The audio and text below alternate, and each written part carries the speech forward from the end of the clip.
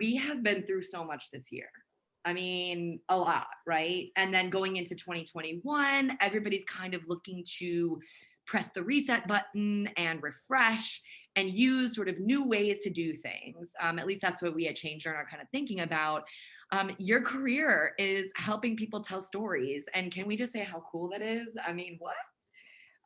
It's so incredible that you help people shape and tell the stories that are making the impact that you're intending, right?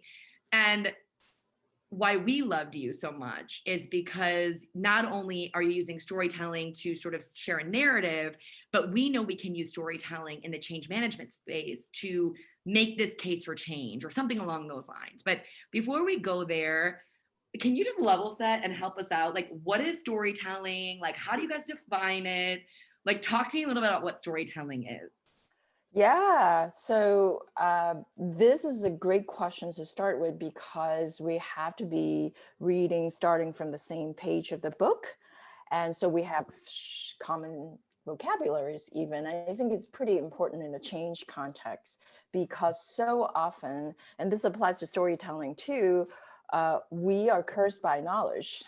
And so we have to start off from our audience point of view, not ours. We're not the one who are trying to change. We're not trying to change ourselves. We're trying to get other people to change. So we have to start from their point of view.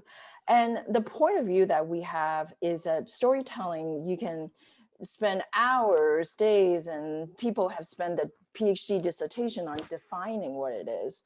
But I would define it as leadership storytelling. Okay, there's all sorts of storytelling, but my space is leadership storytelling, is the strategic sequencing of facts and emotion. Okay, let me say that again. Strategic sequencing of facts and emotion. Okay, let me start out with what it is not. It is not recounting events. It is not, oh my gosh, Stephanie, it's been 3 years since we saw each other. Let me tell you the moment after we wrap up that talk with your colleagues. So after I walk out that door, what I had for lunch, and then what did I tell my family that evening, and then the next projects that we tackle, and then so that's chronologically recounting events. I didn't tell you any story. I just dump a bunch of facts on you. Nor was I paying to the emotions because there was none. There was just a hodgepodge of spraying and praying that what I know from my point of view, who cares if you care about it or not? But we should really care about our audience point of view and their emotion. What kind of emotion are you trying to arouse or relate or end your story with? Each point of the story, depending on how you weave the facts and the emotion that it arouses, really can generate different takeaway from your story. So that's why it's strategic, it's thoughtful, is of the sequencings and facts and emotion. And it should not be constrained by chronology, by time, but we must be steadfast to reality and truth. Ooh, I'm like, that could just be a webcast in itself, is just talking about, I mean, that is so powerful, Esther, because when you think about how we're taught, right? A story, we have this mental model that it's like, it's got to be chronological, or it's got to be a story and a narrative. And so often we tell it from our point of view. One of the things that I loved what you just said, and I kind of want to dig into that a little bit, is telling the story from our audience's point of view, getting in and building sort of the story from that point of view, which requires empathy. And, you know, that's something that I never really connected to storytelling. And now that I think about it, when you think about change management, getting someone to do something differently is a change. And allowing them and helping them to facilitate the getting to do something differently, you really do have to meet them where they are, which is, you know, getting in there with that sort of empathic or empathetic emotion. So tell us a little bit. I mean, this is so brilliant because I think everybody listening to this call now is like, I'm going to start storytelling now and change management. But I want to step back a second because I'm excited. Everyone's excited. But tell us a little bit about the use of storytelling and making a case, like a case for change. Like, how does that work? What's kind of like the process for that? And because we're probably Yeah. all doing it wrong. I mean, I'm just going to put that out there. Well, I think we're all doing it wrong. And I think depending on the audience, sometimes it's easier for us to do the right thing than others. The more, I would say that generally, the closer we are to the people we're trying to change, the closer we are to the very thing that we want to see people change, the more likely we can do it wrong because we're so invested in it. Mm-hmm. And so let me give you three very brief examples if I could. Please. Early in my storytelling business, I was able to work with a small family-owned business. It's an early childhood education space here in Chicago. And the owner, the couple, they live in New Jersey. And they saw the whole process how the Twin Tower came down at 9/11. That changed their life, and they decided to move back to Chicago, be closer to family, and then they decided to start a different business. And so they were pretty successful, but they hit a plateau. So they wanted me to help them tell that story of why they started this incredibly beautiful, creative, nurturing early childhood education space is because of this national tragedy. And to make the long story short, the issue is that was his origin story, but that's not the story that his customer cared about.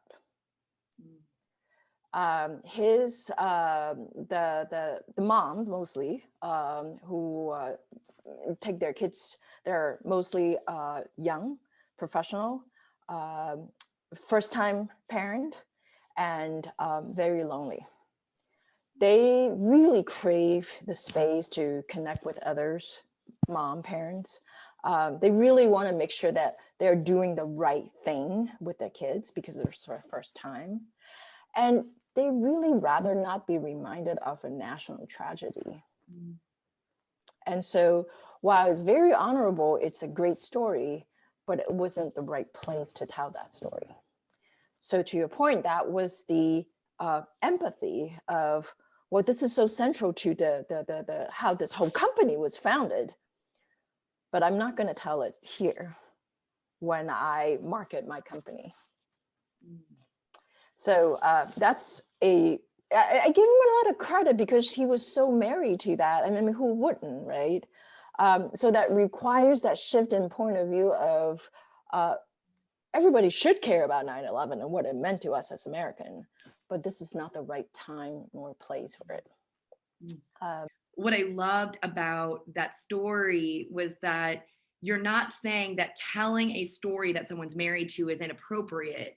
You're not saying don't tell it.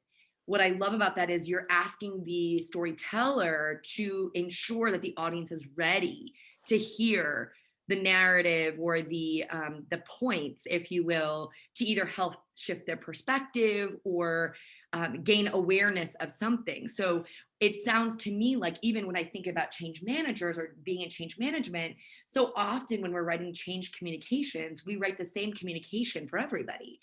And what we're talking about today, and what I try to do as well, just in my practice, is who is the audience that will be listening to this? What are the current pain points that they're going through, and to shape the communications and the story to that listener. And I love that that was such a beautiful articulated story about remembering who is your audience.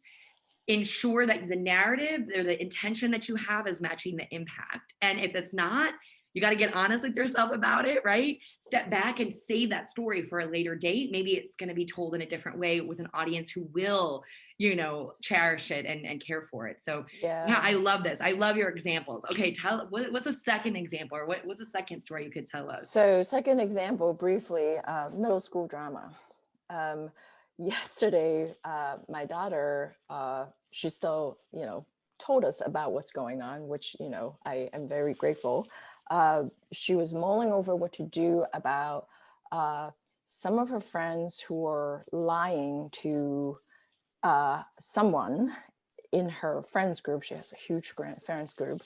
She was not part of that lie, but she was implicated in the lie. And so her whole thing was trying to change their mind about, listen, you got to fess up to it. That's not true before you were found out, because that's way better than you were found out. And they wouldn't budge. They wouldn't change. They wouldn't listen to her. And so she's mulling over, what am I going to do? And so we talked, we unpacked it. And a little few hours later, she looked a little bit lighter, happier. So she said, it's all gone. It's all resolved. I was like, just like that, a few hours later. And she said, yeah, they're going to fess up. They're going to tell the truth. I was like, how do you get them to do that?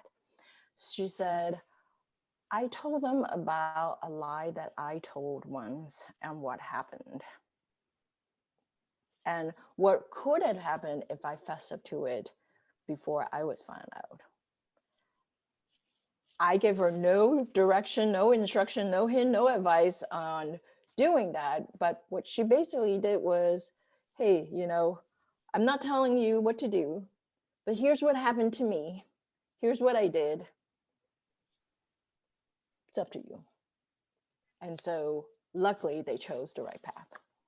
And I think oftentimes, well, not oftentimes, people never want to be told that they're wrong, right? Because our defense mechanism go up, and no matter how logical we think we are not. And so instead of her trying to pound them into their head and heart that lying is wrong, she told them a story. Well, that was the second example, 7th grade drama. Yeah. And I while it's still whatever grade drama, it's such an incredible narrative again, and story to sort of showcase. The first one, was really about, helping people think differently and empathy and getting where they are and choosing the right story, right? Like to, create the impact that you're trying to create. I feel like this story, which I love, is that narratives and stories don't always have to be you're doing something wrong or you're doing something right, or you should be doing this. A story and a narrative can be just highlighting a parallel path that you've also gone through with the ending that may not be as desirable, and allowing the other person. So it might broaden someone's way of thinking. And again, building that connection through empathy. So all of these, narratives so far, storytelling examples, all have really empathy at the core, and also require the storyteller to choose sort of the right way to share the story. Yeah. Talk to me a little bit about another example. See, now I just want all your stories, Esther, because they make so much sense. Well, there's a lot to say about, you can give people instructions, you can back up with data, with research, but the story has a way of sense making, meaning making. And that's what's often missing in the persuasion process that people think would be effective is what I talk a lot about in the book, especially in the beginning, is that proving and persuading, they are not the same thing. And so why you hear, so many complaints from your colleagues about, oh, why is this meeting so boring? Why is that webinar so boring? Or why do we have to attend? And so on and so forth. It's because it has no meaning to them, right? And so, I mean, from oftentimes when I work with presenters, when I work with keynote speakers, the question on the other hand was, Esther, I have so much information to share, how do I make sure I cover all of them? How do I make sure I cover all of them and effectively? And I would always say, well, listen, in my practice, I've been doing this for a while, 10 years to be exact. I'd actually have a glossary of dirty words in storytelling. And one of them is thorough. You don't want to be thorough.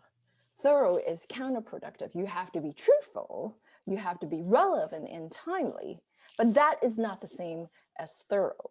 And going back to proving versus persuading, when proving is basically the first cousin of being thorough, right? And you gotta like have this comprehensive hypothesis and my experiment and my research, and here are the data, here's the and the whole process of analyzing the data and the predictions, and therefore you must do this. And but before you get to the therefore you must do this, you lost them, right?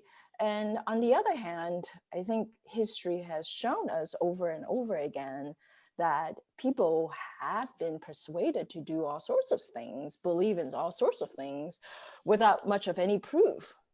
I think Sorry, that the made me laugh. It's so true. but the pitfall for, I think, your audience and people like you and me, really, you know, smart, well-educated and well-trained and very experienced, is that we tend to assume that if we proved our case, then we should then be able to persuade people.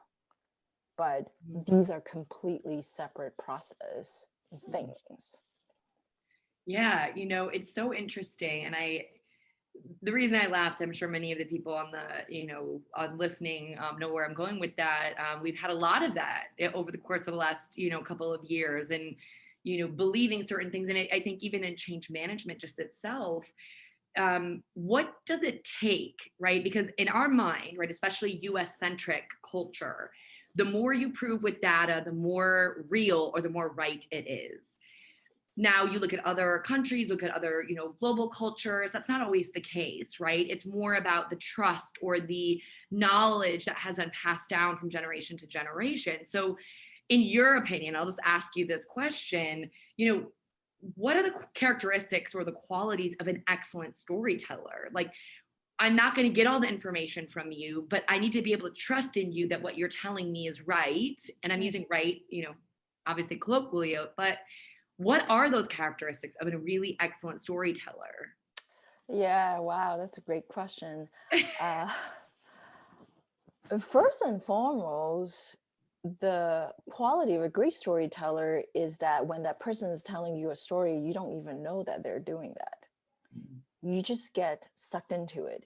You just forget that you're late for a meeting, and you didn't realize that you're spending more time listening than you realized. Because I like to say the model of a great story is IRS. It's not Internal Revenue Services, is intriguing beginning, that's the I, is riveting middle, that's the R, and is the satisfying N, and that's the S. So when someone is really good at telling a story, he or she somehow just know how to intrigue you. And so when your attention is caught, then you don't know that it's happening. And so you just started listening. I would say that another great quality is it is brevity. It's someone who doesn't go on and on. It's also someone who can almost transport you into a different world just through the words and the voice and body languages that you can somehow imagine along the way without seemingly any effort. So I think of people who are really great at it. I spend unwillingly more time with them than I had planned to. And then later on, so glad to. I learned so much about something that I didn't think I needed to learn. And I'm so grateful for those people. I want to go back and listen to them and spend time with them over and over again. I love that. And you stated something that just struck me as you were speaking, which is as you're talking, it's verbal, right? It's being almost read to me, like the story, the narrative is being read to me, but I'm able to sit back and enjoy, you know, that process with the person. I don't feel like it's being sent to me or talked at me. It's I'm reading the story along with you. And I think that's one of the most important, especially in change management, because so often we're brought in through a sense of urgency. And it's Mhm. change it now, change it yesterday. Why wasn't this fixed? Oh my gosh, we're in, a calamity, something's going on. And a lot of times for us, we don't feel like we have the time to tell a story. I'm sure somebody on this webcast right now is like, well, I don't have the time to write a story. It takes me X number of hours. And gosh, don't take me back to second grade where I have to look at all the structures of storytelling, right? Mhm. But tell us and tell me a little bit. I think we've covered it so much today. So this has been absolutely incredible. One of the things that also stood out to me was this IRS, right? This intriguing, this riveting and satisfying experience. And what I'm struck with is what intrigues me might be different again than someone else and what might intrigue them. Mhm. Same with riveting. What might be riveting for me, and I'm on the seat of my pants, or my seat of my chair going like this, might be different for somebody else. And same with satisfying, right? The end might not be satisfying to me, but exciting for someone else or satisfying. So I think we're continuously going back to this idea of, as the storyteller, do you have a deep empathy or knowledge for what your intentions are, who your audience is? And again, I keep bringing it back to change management, change communications. Being able to be intriguing, riveting, and having the satisfying ending. What sort of are you thinking about that? These change managers, change strategists, we have executives that are watching this, independent consultants. What's like the one or two things that people need to be able to do to make a story intriguing or riveting or satisfying? Like, how do you even do that? Yeah, yeah.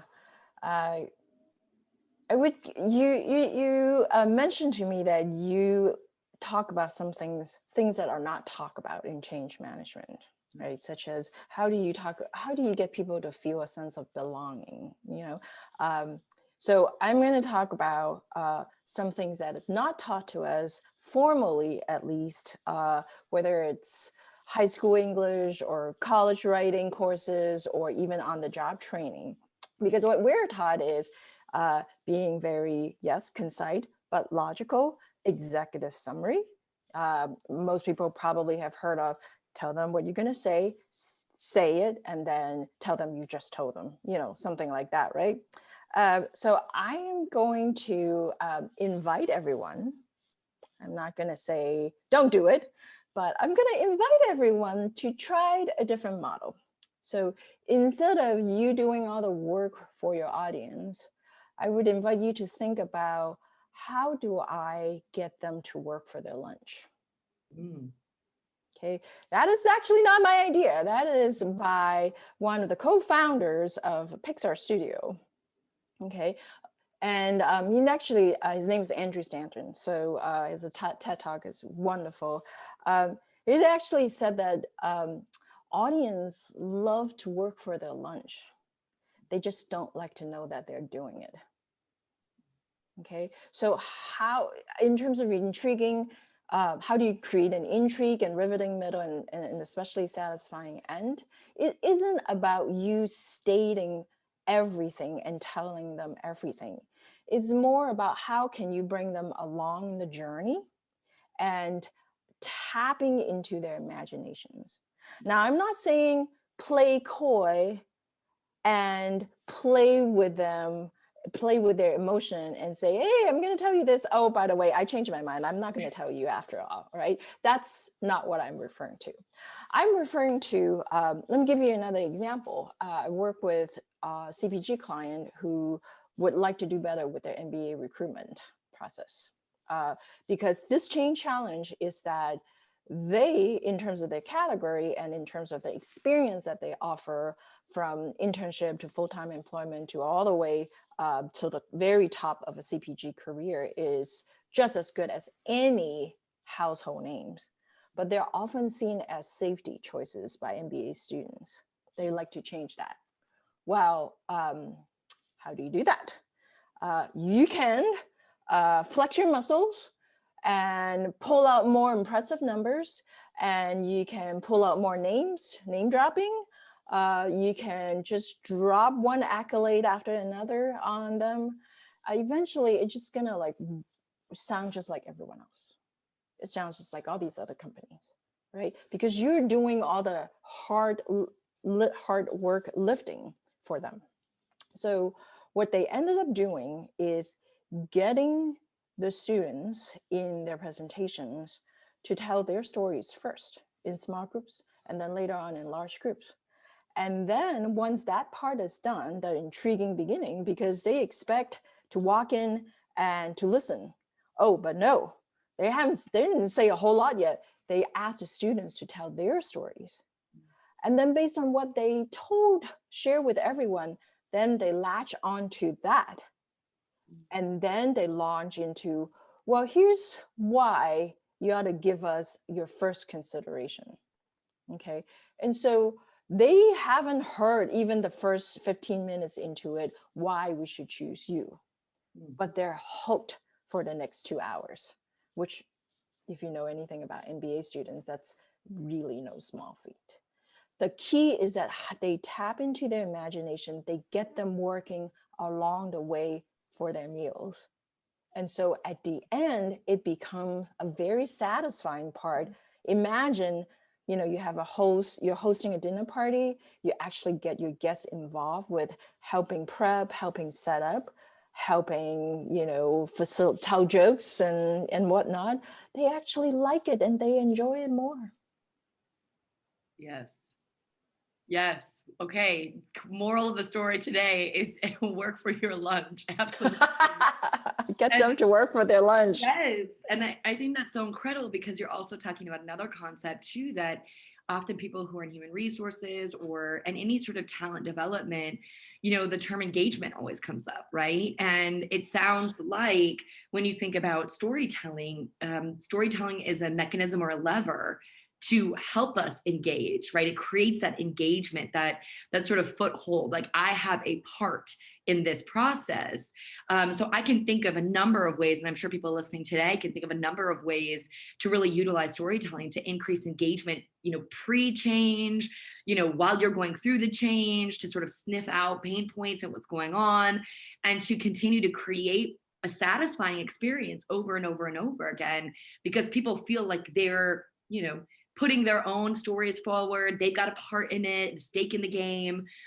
So storytelling is almost not just sharing, to your point, a narrative, which is what people's mental models are. It's creating experiences for others through this, sort of series of, facts and emotions, as you stated in the beginning. So I love this. I am so excited that we're able to talk to you today. Before we close up, though, I want to ask you, what else would you share with our change nerds? What else is sort of top of mind? What should we be watching out for? What do you want all the change nerds to know about storytelling? I think change and stories are twins separated at birth. Because if challenge is the nerve center of a story, change is the soul of it. No one likes to hear about a happily married couple. They're smart, well-educated. They live in this big house. They have a fulfilling career. Their children are well-behaved and straight A students. And every year they go on a fabulous vacations. Nobody wants to hear that. People love stories because there is a central challenge that they identify with, they can relate to. And then at the end of a story, there is some fundamental shift or change in the characters involved in the story that makes it so worthwhile to have spent 3 minutes, half hour, 2 hours having engrossed in a story. It's because there's change. So challenge is the nerve center of a story. Change is the soul of it. So if you're a change agent, change champion, a change nerd, then you should be a storytelling master as well. And so I could listen to you talk for hours. Like, this is why you're so incredible at your job. And I'm just pushing everybody and telling them to go to the story facilitator certification, because I think what we've heard today are so many incredible, not just nuggets, but incredible frameworks and mental models to have as you are a change nerd and you're, affecting change, not just at an individual level, but also I think you gave some examples too about your family. We're affecting change in so many different arenas, and sometimes we're not conscious of it or really in the know that we're actually doing it. So I love all the examples you gave today are translatable and really transcend any of our mental models that I think we've had before today and listening to you. So thank you for being with us Definitely. I today. must say one thing. In order to be great at storytelling, one must first become a great story collector. So you have to be good at, yes, telling your stories, but also get others to tell stories.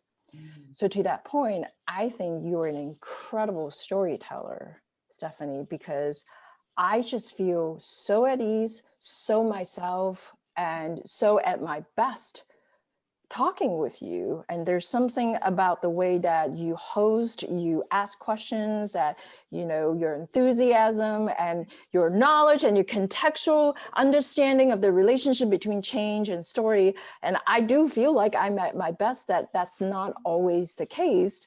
When I try my best, but I don't always feel my best, because the other missing part of the formula is to host. And I think you just such a fabulous host. I wanted so much to be part of your community. Oh, thank you, Esther. And thank you so much for saying that first and foremost. And, as Brian and I really develop this community, as we think about really spending time on our own value sets, I think one thing that I've really realized today is the people that we've had on our webcast, i.e. you and, the other people have joined our community through sharing their knowledge in these, mini master classes. Is the reason we get to contextualize, because we're hearing all of the amazing things that people are doing. And then it's our job to be that conduit to then collect the story, but share it as well with the community. So it's one of those symbiotic relationships that when you feel it, you feel it. So as everybody's listening to this, you can see why Esther does what she does. I want to send you all directly to reach out to Esther, reach out to her via LinkedIn. How else can they reach out to you, Esther? Give us some contact info for you. Well, it's easy. Esther at leadershipstorylab.com. Email is the best way. Of course, LinkedIn is very helpful as well. I write for Forbes. Proud of a book that if you want to start off with that, let the story do the work. I don't tell you why storytelling is important. I assume you know, but oftentimes people don't know where to start. How do I tell great stories? So it is framework, templates, visuals that does not require drawing and any illustrator skills to tell stories, whether it is raising money, whether it is applying for a job, whether it is reorg the entire divisions. I really do think, it's a, kind of smart saying that change and story are twins separated at birth, but I really do think that they are very much part of each other. And so, if I can be helpful to anybody in their quest for creating meaningful, impactful change, love to connect with you. Yes. And thank you for offering that. And I will tell everybody again about the story facilitator certification that you all have just put forth. I think you ran this next cohort that already started in January, but you have another one coming up. So go to, reach out to Esther via LinkedIn, email her, and she can give you guys all the details if you're interested. Thank you so much again for everything. We can't wait to keep in touch. So this will be the last that we hear from you, Esther, and that we get to work together. So thank you, everybody. We'll go ahead and we'll close out for today. I just want to say, if you are a change nerd currently, we hope you enjoyed today. If you are not a change nerd yet, go to community community.changenerd.com. Again, it's community.changenerd.com. You just quickly sign in and join our free community with a number of other individuals who are solving the same challenges that you are, mostly in the enterprise workspace. So we look forward to hearing from you guys soon. Make sure you connect with Brian Hampton and then also myself, Stephanie Waite, on LinkedIn as well. And we look forward to seeing you all in the community. We'll talk soon. Bye.